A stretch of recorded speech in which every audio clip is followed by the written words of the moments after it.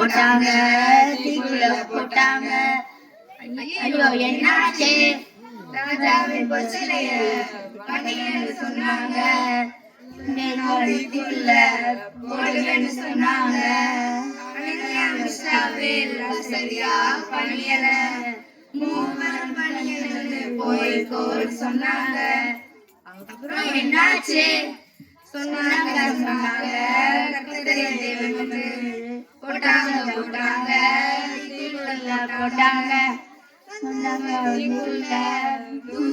வந்தாங்க நெருப்பு அவர்களை ஒண்ணுமே செய்யலங்க.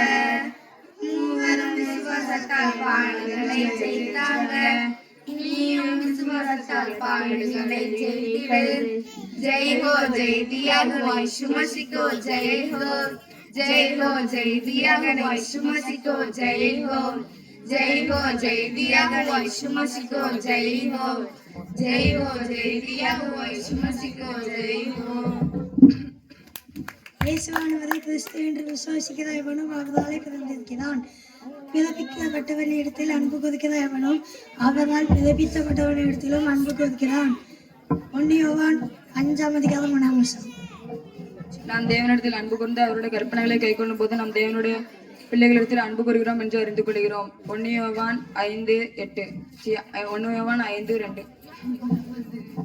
நாம் தேவனுடைய கற்பனைகளை கை கொள்வதே அவர்களிடத்தில் அன்பு கூறுவதாம்.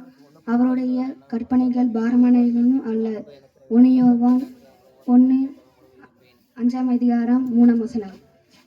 தேவனால் பிறப்பதெல்லாம் உலகத்தை ஜெயிக்கும். நம்முடைய விசுவாசமே உலகத்தை ஜெயிக்கிற ஜெயம். 1 யோவான் 5:4.